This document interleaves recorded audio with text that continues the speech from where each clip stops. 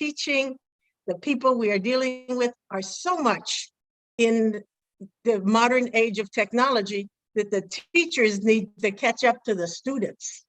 And we've got to plug into their minds. And reading is important. Books are important. And I know that some of us have difficulty having the time, the materials, or finding the right things that are interesting for us to read. But we need to encourage the reading among our students in particular. And I think that in the process of doing it, we need to find what is interesting to them. And I think we need to use humor.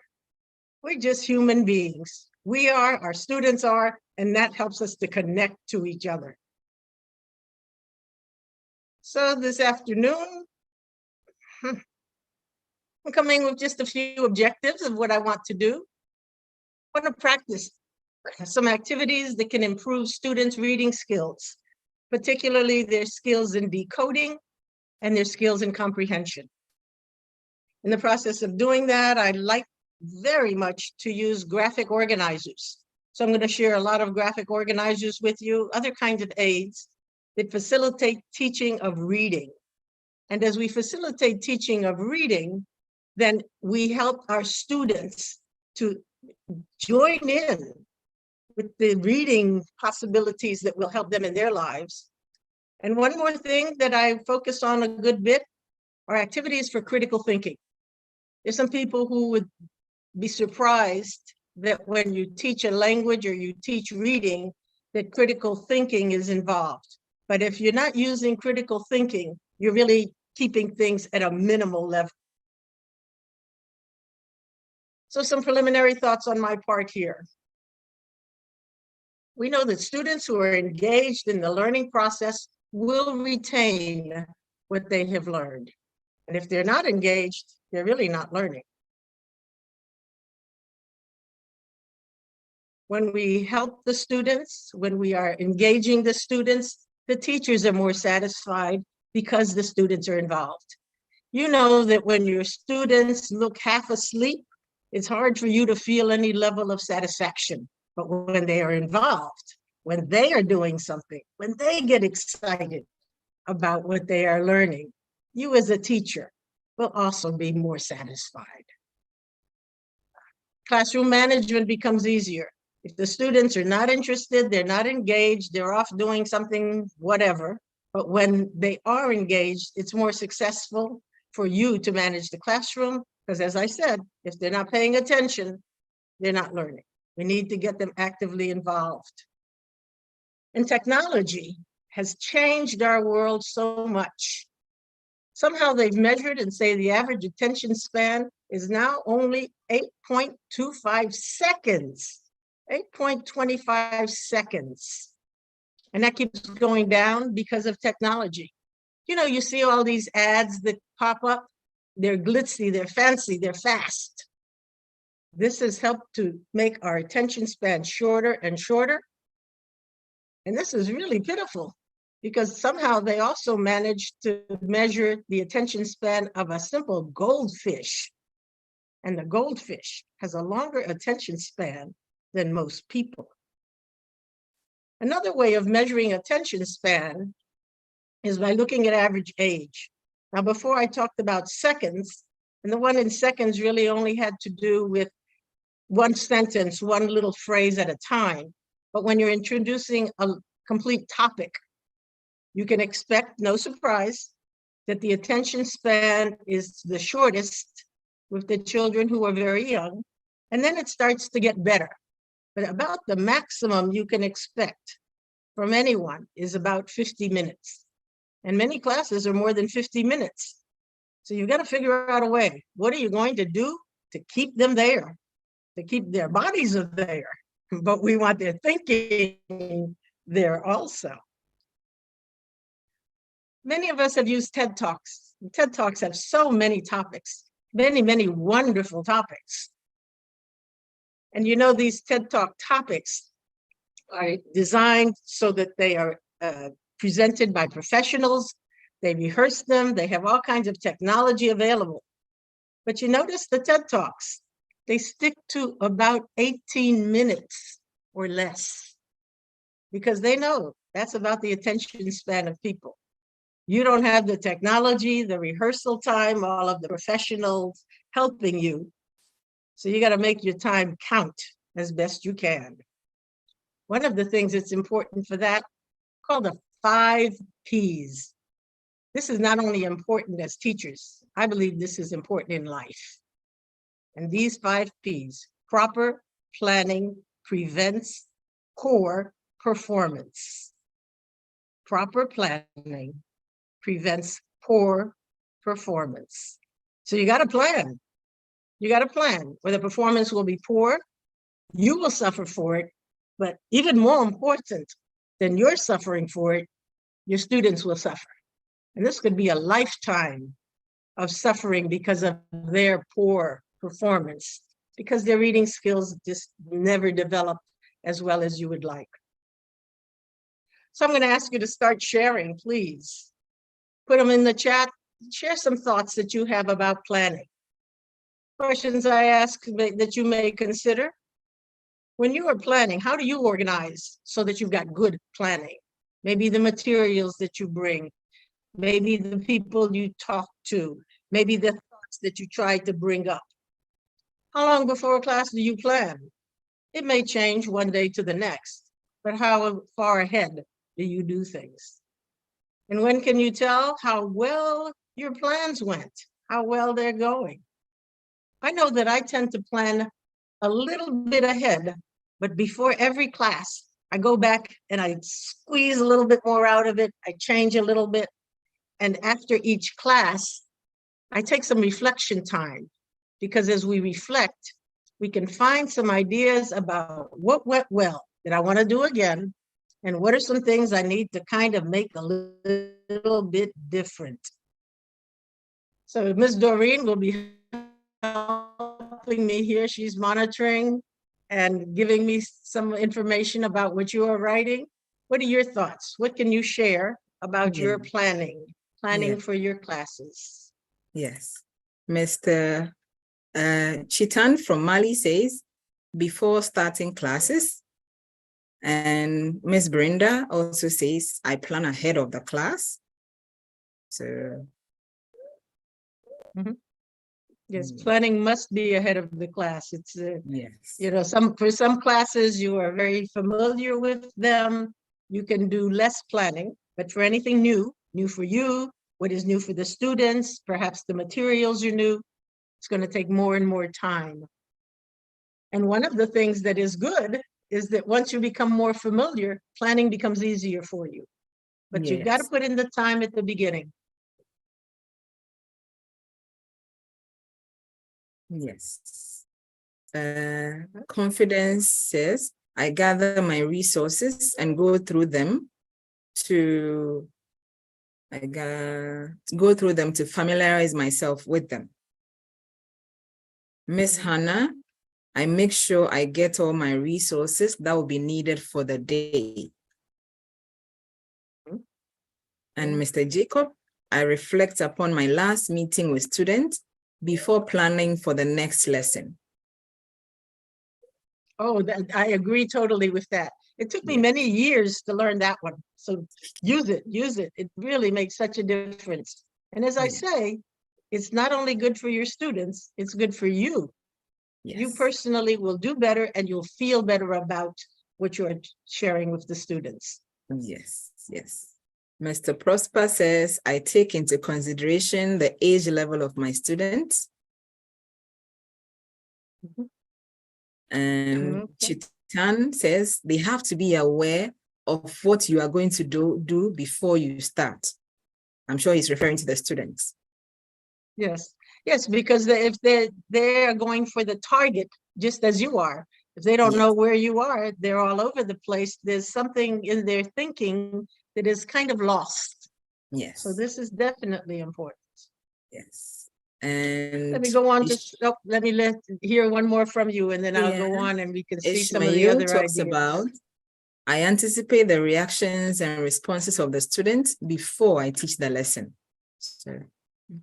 Anticipate, yes, very important, because you have to think of what they may say, but I think they will surprise you. They will surprise you at least occasionally. I think maybe often. Yes. So as we are doing the planning, part of the planning is what will happen before reading, your pre-reading activities.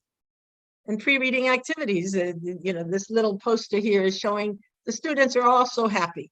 Wouldn't it be wonderful if they were all that way in every class? But you have to plan. You have to plan so that they can have the satisfaction. So you want to arouse their interest. You've got to do something to make them feel that this is going to be something worthwhile for them, something of interest to them. And dry information really doesn't give them much satisfaction. And the more the technology, the more they are engaged in the outer world, the less they want to deal with the traditional kind of teaching that some people have been used to.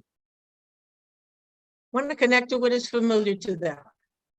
It's said that if it doesn't connect to something familiar, it might as well be a foreign language and you have no idea what is going on. Also, we know that we begin most classes with some kind of pre-reading activities. We may call these by different names. Some call them a bell ringer or a warm-up activity. Some of them, we're asking them a few questions, especially if it will lead into the main topic of the day, to ask them to guess, to examine, but more important than just a wild guess, to reason or to surmise what the lesson is going to be about.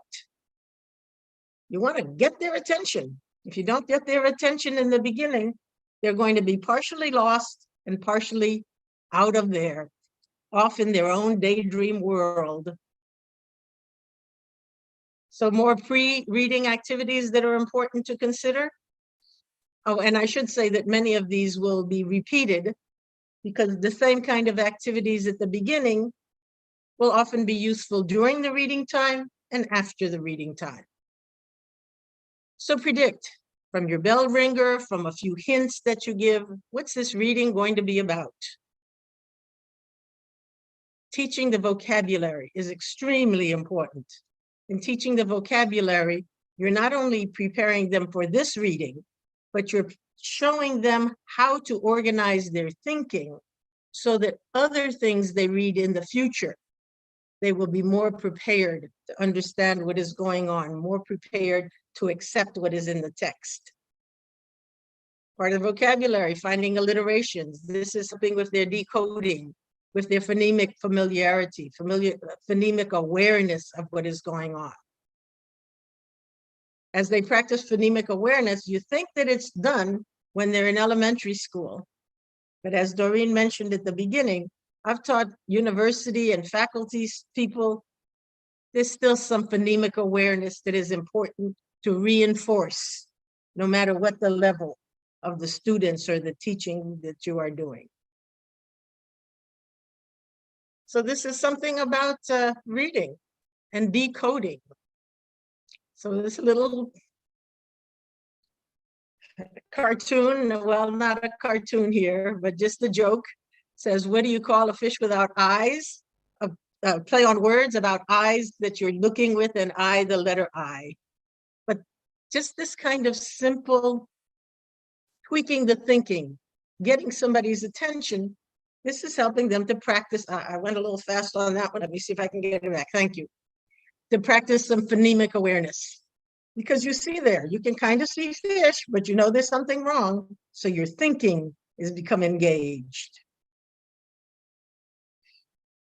Pre-teaching the vocabulary. Vocabulary is the building block of what they're doing. It's the building block of reading.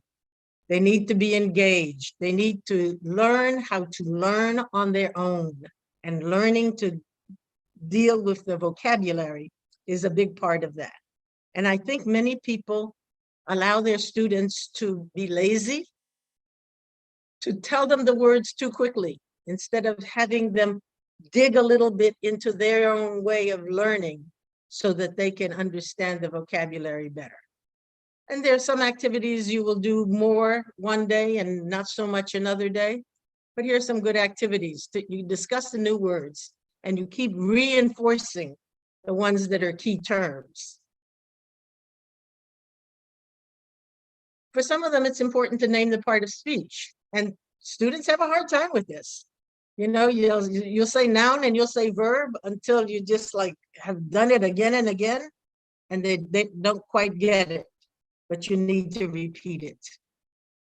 For their pronunciation of what is going on, for their understanding of a word, counting syllables helps.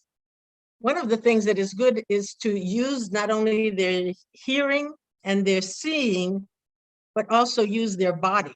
So for counting syllables, if you can have all of the students do it, or one or two who are the examples, and then keep changing students, take a step for each syllable that they hear. Or sound a beat, you know, clap your hands, do something so they hear each syllable. Very often they would like to take the easy way out and just kind of mumble through the long words.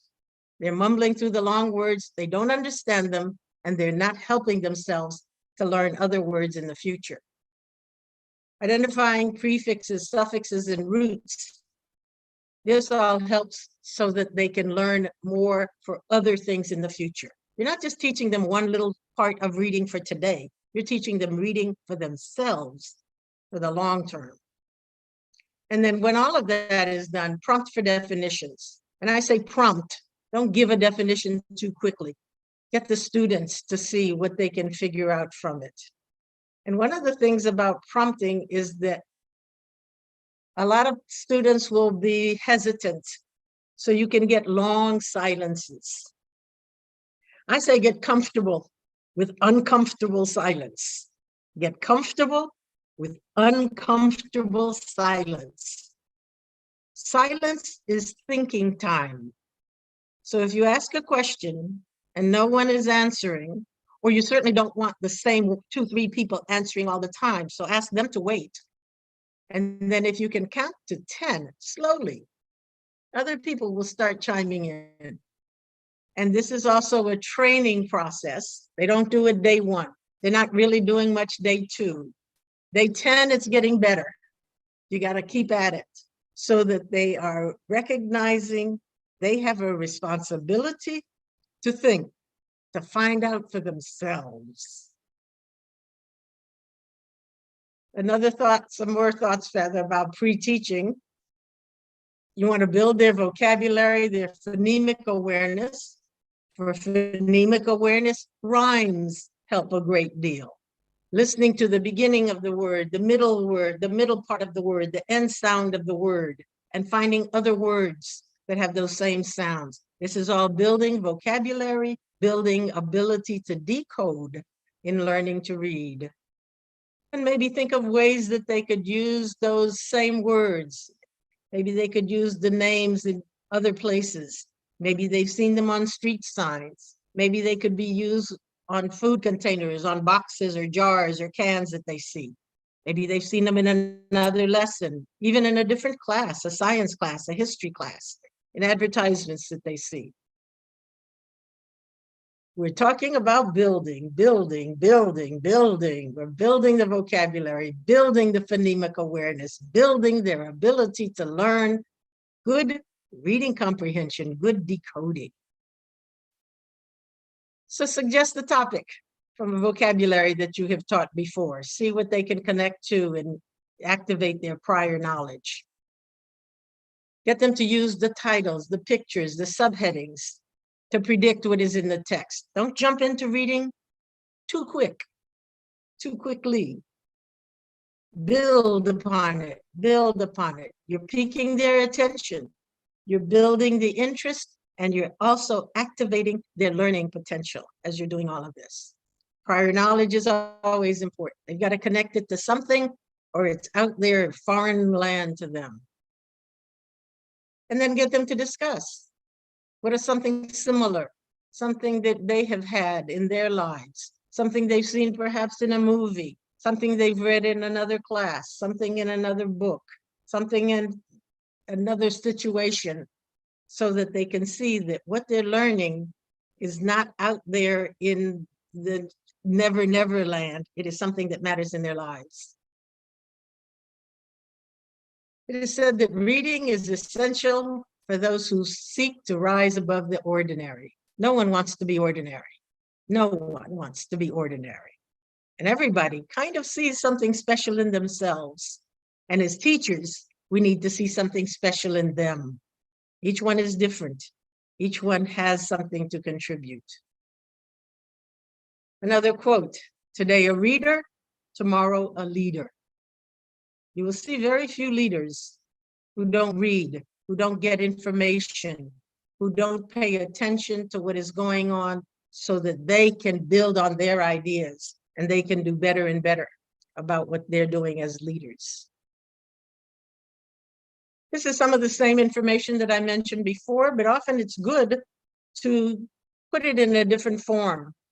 Another format, even if it's the same information that you are discussing, but change periodically. You enjoy change, the students enjoy change, and this also fits into different learning styles. So this is similar to what I said before. I'm going to still show you more than this one. I think variety is it. You use one time, one another time. Certainly not everything every time. You won't ever finish your class. I know that the pressure for getting done is pretty big. So you give a word, find the sounds at the beginning, the middle, the end, find a rhyme, discuss the synonym and antonym, and then you're really locking it in so that they are beginning to fix it in their minds and understand the words that you are discussing. So as an example for this, today I'm going to use a little story called Frogs in the Pit. Frogs in the Pit. I'm going to read it a little bit and just discuss some activities. This seems like a simple little story, and it is, but it's something that can be used with many different levels of students, whatever their age. Their level of English, you may have to adapt some things if they're beginners, if they're more advanced, but then you're the teacher, you're in charge. You decide what's going to happen in your class. So as I show you this picture and the title, Frogs in the Pit, for predictions, what do you think your students will say just from this title and about this picture? Share your thoughts with me, please. What your students, not just you, because you may be familiar with the story, but what do you think your students would say? What's this going to be about? Frogs in the Pit. Please give me some of your thoughts that are in, and put them in the chat.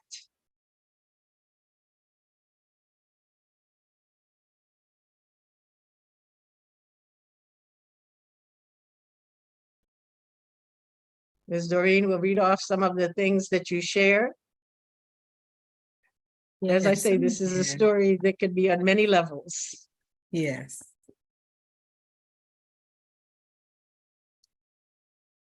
I've only given you a few seconds so far to get ideas that you put in.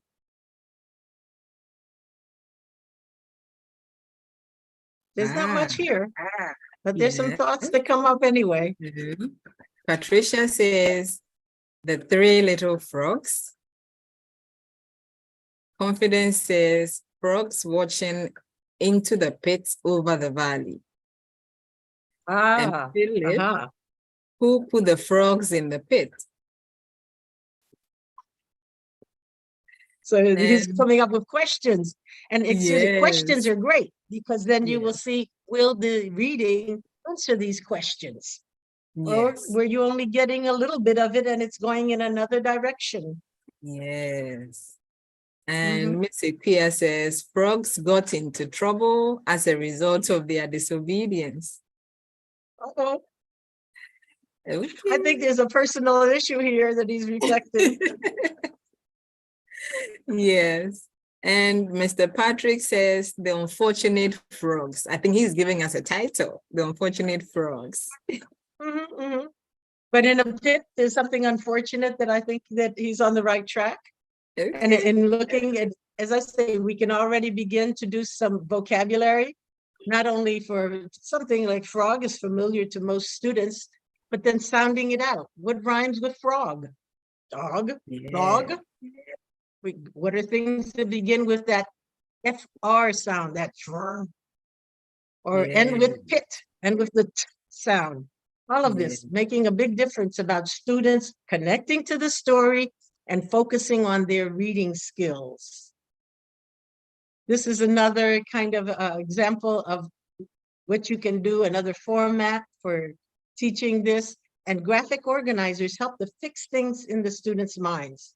So taking some words, for example, in the reading, we're going to see the word traveling. Can they identify the part of speech?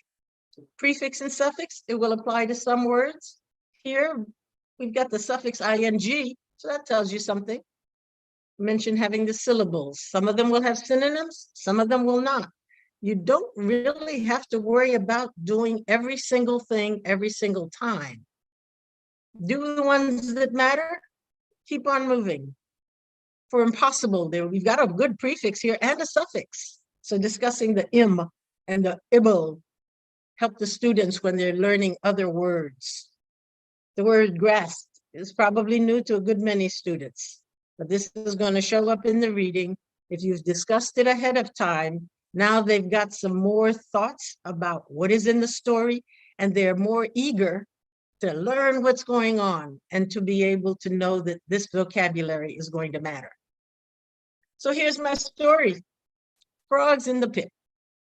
A group of frogs were traveling through the woods, and 2 of them fell into a deep pit. All the other frogs gathered around the pit. When they saw that the pit was very deep, they thought they should tell the 2 frogs that it was impossible to get out. "Forget it, you can't get out," they shouted. The 2 frogs continued to try to jump and get out of the pit, doing their best and trying as hard as they could. The other frogs kept telling them to stop. They were about to die. They should just save their energy and die in peace. Strange little story. But now, instead of continuing, stop. I'm going to do some discussion of what is going on. What kind of discussion that I like in reading activities are using the 5 senses. That's why I put these around on the slide. So use the 5 senses to tell about the story. We all have our 5 senses. I should not say that, excuse me. We do have students who have disabilities, but usually we have students with their 5 senses. So using them to tell about the story. What do the frogs see from the top? They were the ones really in the picture we had before. They're looking down into the pit. They're getting a totally different view from what the frogs at the bottom see. And just 1 or 2 answers is not enough. Get them to use imagination. How could the sounds be different for each? You know, the ones at the top, they're in the woods. Maybe there's a sound of wind, maybe sounds of crickets and animals. At the bottom, they're not hearing all of those same sounds. They might even be hearing a little bit of an echo. So get your students to give you as many answers as you can. 2, 3, 4 answers are best. You don't have to have 100. I shouldn't say as many as they can. You don't want to spend time and have 100, but get a good number of very different answers. Activate their imagination. Get them to start to do some creative thinking. Get them to go up in bloom a little bit. Going up in bloom a little bit as they doing their thinking, they're doing some creative thinking. They're beginning to do some judgments. They're not only recalling what you read in the story, they're analyzing it and comparing it to what is possible. What way are the smells different? We don't think about smells very much as we discuss things, but there'd be some smells possible here. Eating, nah, not too much. But questions for deeper thinking. Have you been in something like a pit? How did it feel in your touching of things in a pit? How did it feel emotionally to be in something like a pit? Or just what do you imagine? And the frogs told them to just forget about it and die. Ask them, would they accept the idea to give up? Talking about critical thinking, we're pretty high up in Bloom's taxonomy here. This is a judgment. This is using their opinion. And they will not all think the same. You will get many different opinions among those who are in the class. So I ask you to share your thoughts. Again, a little bit in the chats and a little bit, perhaps a few people would be willing to discuss this. How would the students answer the questions about what these frogs could see, hear, touch, smell, or taste? Because students don't think like we think all the time.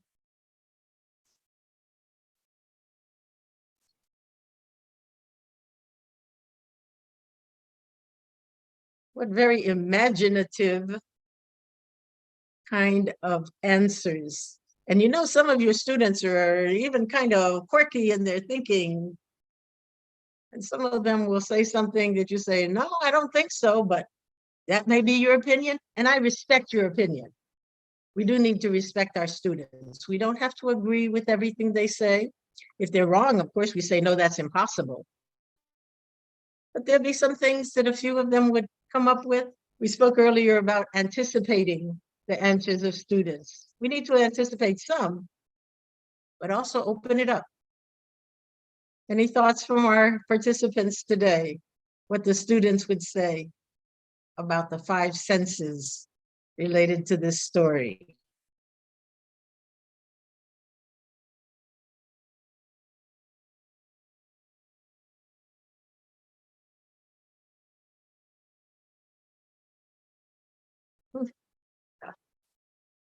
Well, Ms. Doreen, you have anything to share yet? not yet, still waiting. But I think Okay. with all the cartoons and everything the learners of today watch on TV, they are going to have such a wide range of responses for some of these prompts. You're saying exactly what I'm saying, that the technology has gotten them to think in ways that were not true in the past. Yes. They were not true in the past. This new generation is on a very different kind of trajectory in their thinking, because they've been exposed to things sometimes more than us even today. Yeah. So more things about what we can do during reading. Stop and discuss the vocabulary. You mentioned it at the beginning, so discuss it and repeat things, because as I say, we want to cement some of this information in their thinking. So repeat. What words did they see? What did it mean? In context, it becomes easier to get the ideas of what is going on. Summarize what's been going on up to now. The story's not finished, but summarize what's going on up to now. And then think about the cause and effect. Why did these things happen?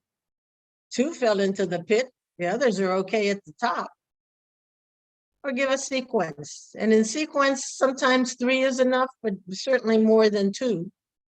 But you don't want to get carried away and make it 100 either. So this is part of your planning. You want perhaps only the 3, 4, 6, 8, and no more than that, major events of the sequence. Part of your planning will be the decision, how you divide it, how you anticipate, and which ones you focus on, which ones you just kind of say, those are minor details. And how do you feel, you as a student, how do you feel about the story? How do you think the characters feel? Those at the top and those at the bottom. Very different kinds of emotions among them. During the reading, more activities, more questions, more things that we can do. Ask the students, what did they like so far? And what did they not like? And why?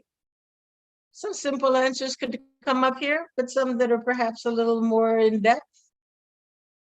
How is the story like your life? Probably no one has fallen into a pit, but occasionally they've heard about it. How is falling into a pit like another situation? How about someone saying, give up and die?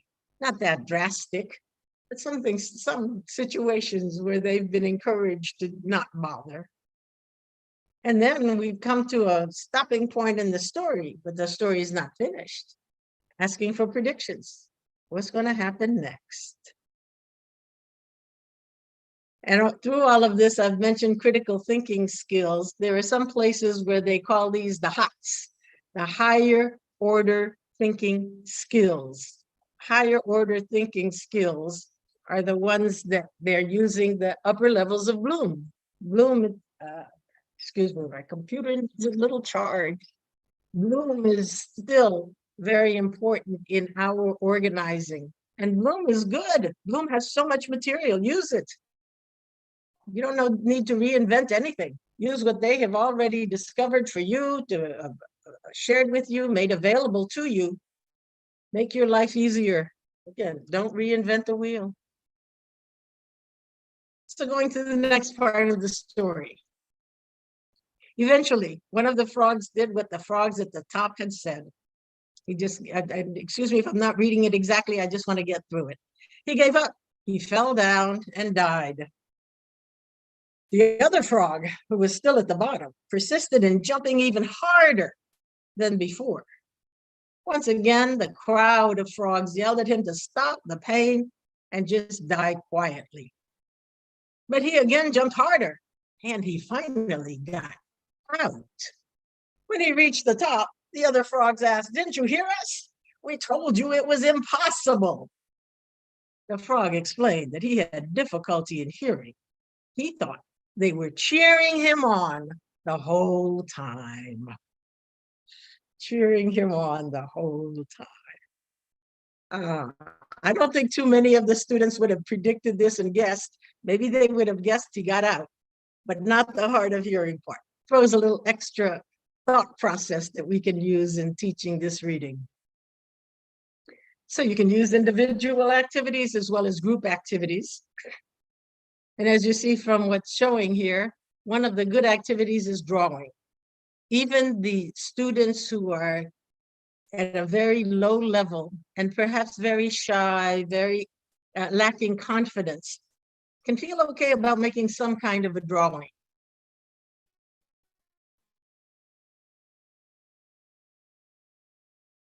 You're connecting student that he or she can try. So you've got to give them the opportunity to be successful as much as possible. So drawing predictions, drawing pictures of their predictions, drawing pictures with the vocabulary. And frogs are difficult to draw, but you see what's here. It's a little stick figure. It doesn't matter about being a great artist. You just want to get some idea that's down on paper, showing your comprehension. Another activity that I like, and sometimes this is good to use for, again, fixing in the mind, cementing the phonemic awareness, making anagrams of the words, using the long words. The word impossible, for example, I can pull out of impossible the word sip, because I have an S, an I, and a P. I can pull out boil. I can pull out poem, smile. And another thing is that you will find that the students who come up with the most in this kind of activity are not the same ones who come up with other answers. So you're tapping into different areas of their abilities, different areas of their creativity, different kinds of thinking. We all have different kinds of thinking. And this is a nice activity toward the end of the day. They're at a point where they really stopped being so serious, but this is somewhat of a game, but it's a learning activity at the same time. Another thing we could do, this could be an individual activity, a group activity, a homework activity for some of them. Ask what can frogs do? Put a couple of examples here. Let's get it started so that we're not going to discuss this in depth, but frogs obviously can jump. All creatures can eat. Places that have pits. One of the things you might not think about is a pit in a peach, a pit at a construction site. What are some of the opinions that were discussed in the story? That the pit would be impossible to get out, but he did get out. That the pit was incredibly deep. Other categories you may like to add when you do something similar to this. So you could fill in the chart, other categories. And we do have grammar we must teach. There are some grammar lessons that fit from this. Examples, there's some regular and irregular verbs in the past tense here. I'm not going to go back to it, but if you remember, they spoke about the frogs were traveling. So a group of frogs was traveling. So you're showing the past progressive here. The irregular verbs, 2 of them fell into the pit. Advanced students perhaps are discussing the sounds of ED at the end of regular verbs. So we have that they gathered around the pit. So the gathered gets that D sound for the ED. They shouted. You get that shouted sound for the word. We're doing grammar lessons at the same time as reading because they got to go together. There's some verbs that are used with a preposition. They fell in. They travel through the woods. Some nouns are plural, some are singulars. One pit, many frogs. Digging into the reading, finding others, finding synonyms. Another good activity is summarizing. And I like this poster because it's a good mnemonic, helping us to remember this mnemonic. Sum is S-U-M. If you summarize, it should be shorter than the text. It should be your own words, not repeating a bunch of stuff that's already there, and giving only the main ideas, not every little bit. So what is the main idea? There'll be some differences of opinion about what the main idea is. And what are the details? Because some of them are important, but is there unnecessary information here? What if there'd only been one frog, the one that did jump out? Did he have to have his buddy who gave up and died? That's a point of discussion or opinion. Sequencing, I had mentioned before, is important for students to organize their thoughts. Keeping this little story in a sequence, putting them in boxes, and graphic organizers, they're fixing things in students' minds to see things in a new way. So it starts out 2 frogs fell into a deep pit. The next major thing, the frogs at the top thought they could never get out. One frog accepted what they said, then they jumped and they jumped, but he just died. The second frog, he did keep jumping, but he got out. And the final important point in the story, he thought the others were encouraging him, and that helped him to keep trying. So the importance of others' encouragement, others' opinions. Others were telling him, really, forget it, die. But he heard it in a different way. Sometimes we misinterpret, and it can be good or bad. So interpretations are something that can be discussed as a part of this. Another activity that I like is to use personal parts of the story to connect with students individually. Make sure it connects with their life. They don't connect to frogs, but they can connect to some of the ideas that are in the story. In the story, there's problem solving. So what are some of the problems that are here? And maybe brainstorms different solutions. Some of them say they could have gone to get a ladder. They could have thrown down a rope. They could have given them some food and had enough energy to keep jumping higher and higher. I don't know, brainstorm, see what your students come up with. These were mine, but your students will come up with something when you're reading, when you're looking at solutions that were used and were not used. Even in a factual class, like in history, what could have happened if the events had been a little different? Good way to organize information to see what is true in the story and how it's useful in life, to use these Venn diagrams. I'm sure many of them are familiar to you. So we have on the left side, the large circle on the left, things that were true in the story, the circle in the right, what is only true for me in my life, but at the intersection, in the middle, what would be true for both.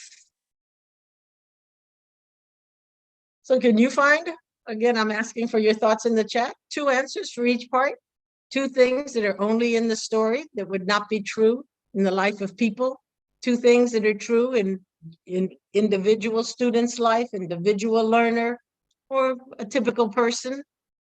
And what are 2 things that could be put in the middle so that you've got 2, 3, or more in each part of the diagram? And again, doing this kind of activity, sometimes they will stop and say, oh, I can't think of anything.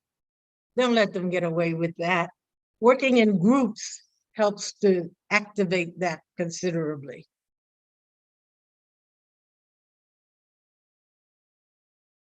I see my time is moving along and I'm talking a lot. Let me move forward, please. Show some more things that are here. Working together, putting the ideas together makes a big difference. Allow the students to teach each other, allow the students to organize their thoughts so that one generates another's thoughts. So when they're talking about their life, in the story, there are frogs. In my life, obviously, there are people. The story, they're in the woods. In my life, maybe not all of the students where you teach, I'm in the city. Things that are true for anyone. You come up with some unexpected difficulties. And for many people, their friends are going to give them advice. Sometimes they like it, sometimes they don't. I want to mention this because this is one of my favorite activities. Think, pair, share. Think, pair, share. And one of the reasons I like this is because it makes students think individually. Many of them just let somebody else do the answers. They don't even try to think. But when you say you will not take any answers, you want to give them a short time. Sometimes it's half a minute, 2 minutes to think individually. Then they start to do a little bit more, having the responsibility for it. When they pair, they're only talking to one person. So shyness and lack of confidence will not be such a big deal anymore. And they don't want to always be the one to say, I got nothing. I need to provide something. They want to seem somewhat intelligent. So they will share with a partner more readily when they're used to this kind of activity. And one extra little thing here that I like, when you have very large classes, not only think pair, but then square, where you put two pair together. There's more sharing. There's more possibility of getting different kinds of answers. There are more people who are going to get a chance to connect to another person.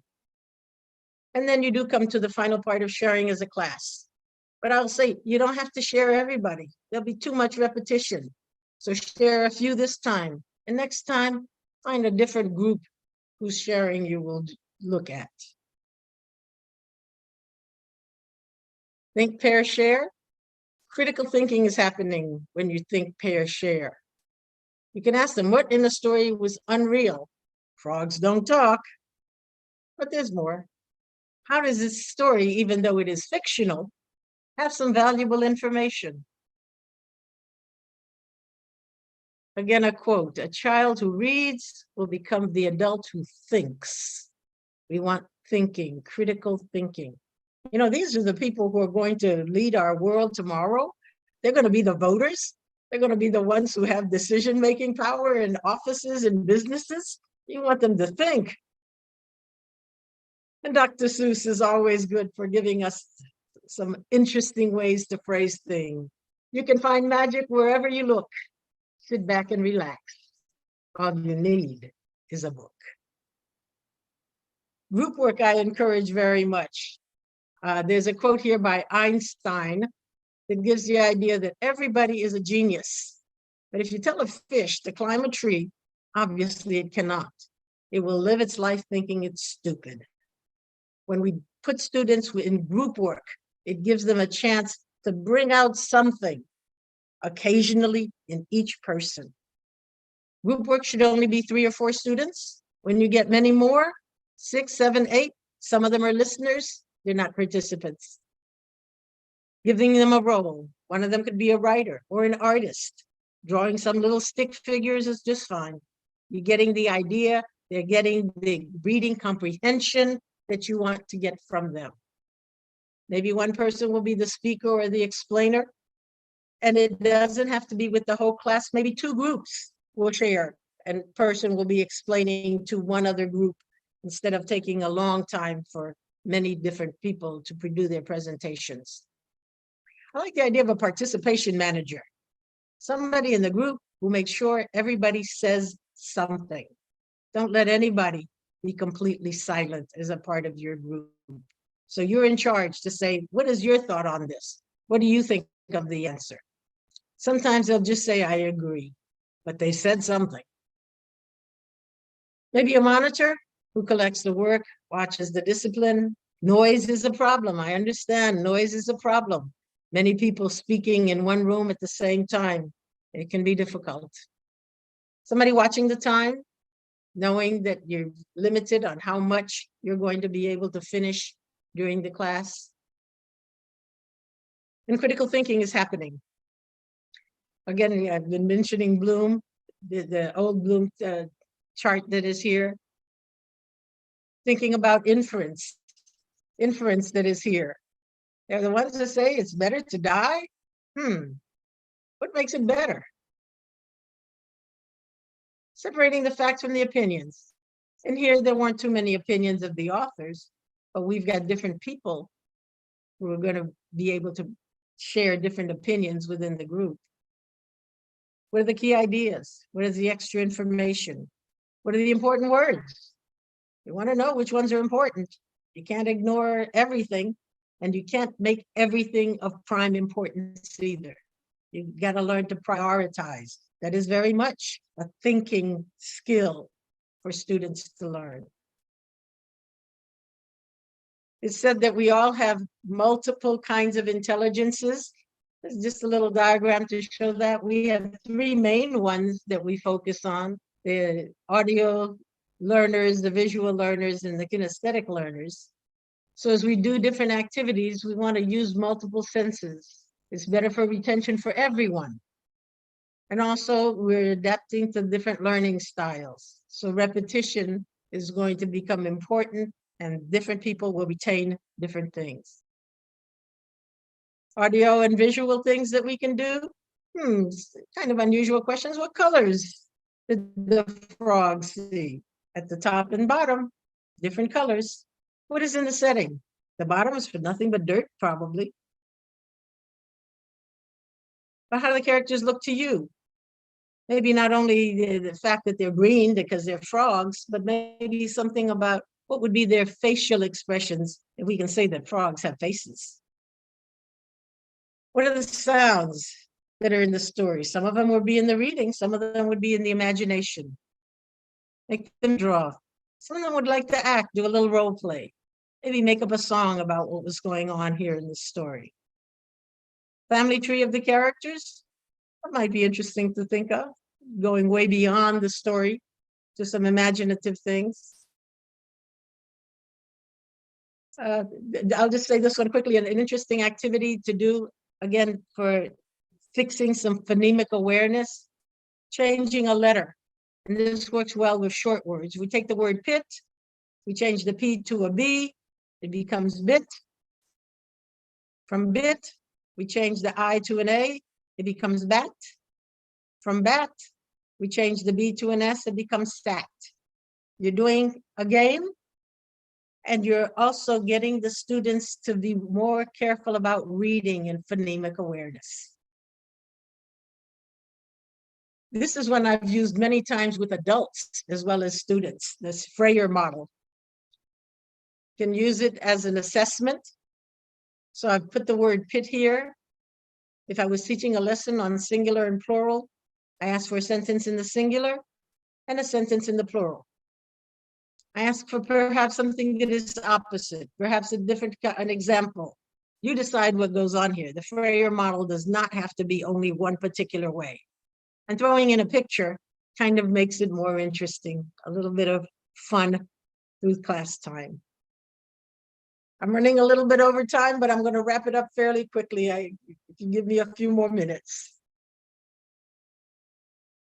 Another game to play using the words that are here and finding categories that you can do from the word frog, finding a food that begins with F, one with R, one with O, one with G. I won't go through all of these, but just to give you the general idea.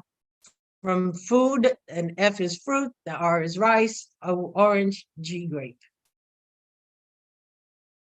For an assessment, you could use a cloze activity, and then you have to decide, is the reading comprehension more important or is the vocabulary important? So which words will fit in may not be the same for everyone. But in this particular one, to go back to what the reading had said, it would fit the word grasp, means to hold on to something. The frogs at the top saw the pit was deep. The word persist means to keep trying. Again, there could be different answers, but is it the vocabulary or is it the reading comprehension where you're putting the emphasis? One frog jumped out thinking the others were cheering him to keep trying or encouraging him. Those are both correct answers. Many people use these 5-finger models in the story, tell who, what, where, when, how. And again, students enjoy just putting their hands down and drawing their hand, and then they're more inclined to be engaged in doing the activity. So for this one, you can say the who were the frogs, what happened, they fell, where were they? They were in the woods. When did it happen? They were out walking. How and why did things go wrong? Because they were in the pit. We skip through this. There's some individual words that we can use as scrambling. So if I put TROYS and scramble that, they kind of think it's an interesting activity. They come up with the word story. They're fixing in their minds a little bit more about correct spelling. And you will have students who have learning disabilities who will not be interested in this kind of activity. So you've got to do a lot of different activities. This is scrambling in the sentence. And this is a grammar point saying that sentences must begin with a capital letter and end with a period. So my scramble, you know, immediately the first word will be the, and the last word will be pit.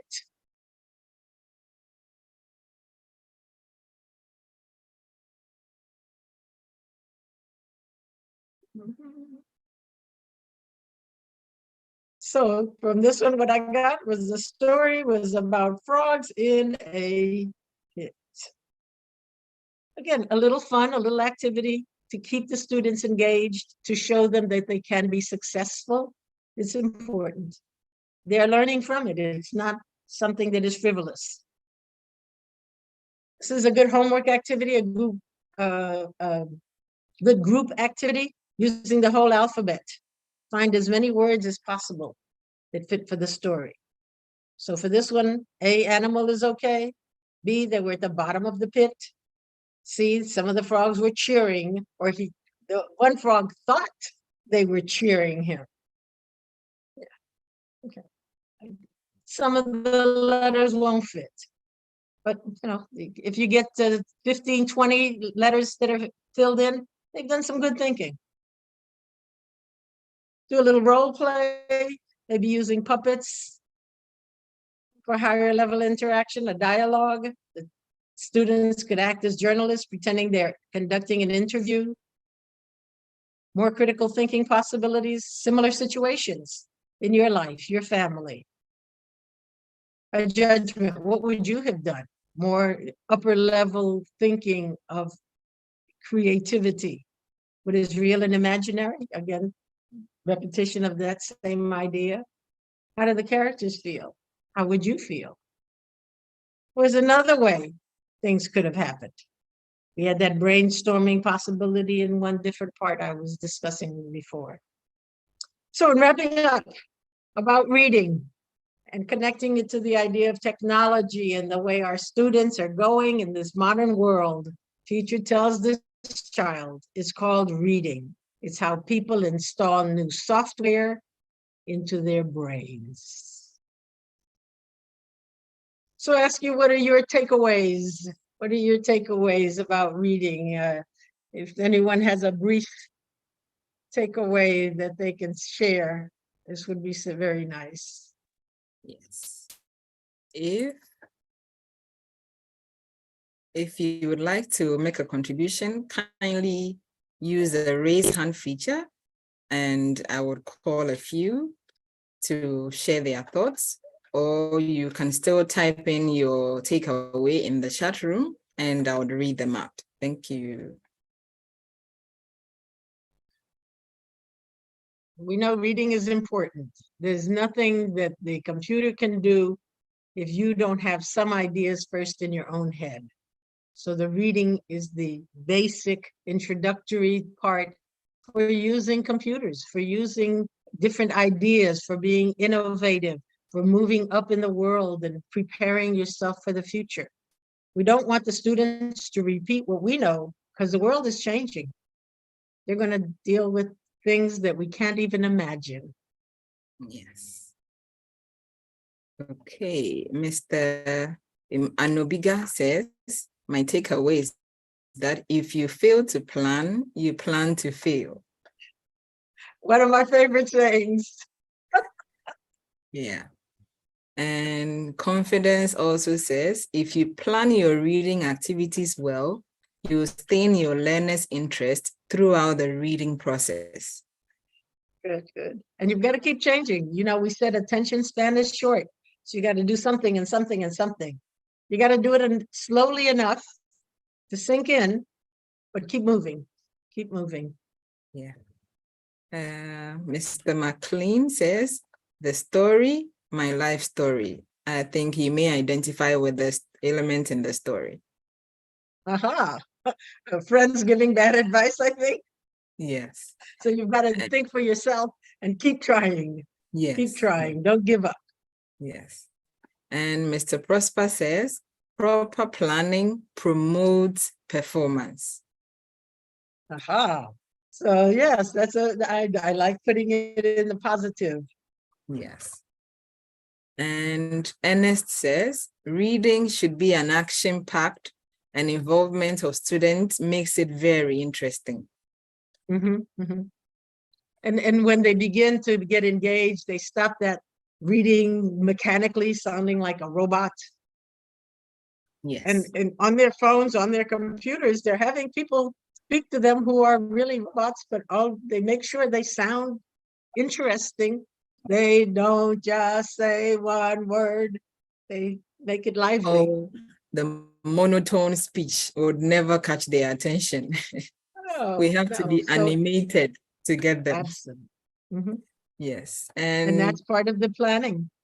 Yes, yes. I know it can be a bit odd sometimes. You see yourself as a teacher standing in front of the kids and doing all these animated and dramatic gestures, but that is what will get them to listen to you. So yeah. And you know, you're just being the same as those celebrities who are getting huge amounts of money for doing their performance. yes. And Mr. Pierre says, reading involves incorporating all the senses. Mm-hmm, mm-hmm. And Miss Epia, teachers should take time to plan our reading lessons in order to help our learners gain more from all the aspects of the language than just reading. Of course, we will do well to keep them in mind as we plan. Mm-hmm. And you will find things. It will take more time, but you will find things that will make it better for you and better for the students. And then in the long run, a difference that will go on and on. Yes, we have so many takeaways in the chat room, all very positive. Oh, I'm really pleased to hear that. Thank you all for your comments. Yes, they are all noted. Thank you so much. Good. Yes, and I thank you. I thank you. I certainly enjoyed this. I maybe had too much there, so I didn't have a chance to get as many comments as I had thought I should get. So I need to cut down my talking time.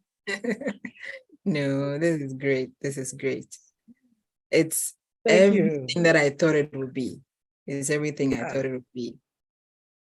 I don't know if some members would like to share their thoughts in words. If you raise your hand, I could unmute you for you to do that.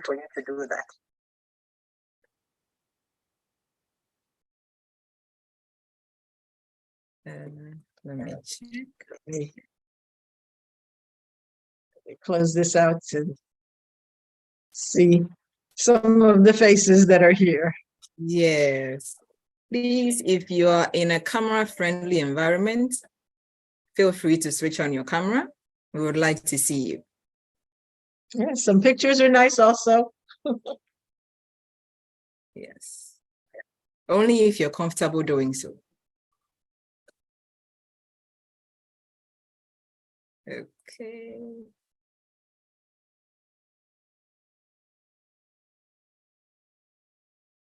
Wow. We have so many people here with us. We are so grateful you could join us. Absolutely. This is a lovely, lovely opportunity. And you know, I appreciate the teachers understand the need to keep themselves informed, to keep themselves energized, because sometimes teaching is kind of lonely. You're the only one out there with that whole group of students. So being together and sharing, I think it's a very important part of what we Yes, can it is. do to help Yes, each other. Yes. Especially after the COVID-19 and everything it was bad, but it had its good side. It actually opened up the world to teachers.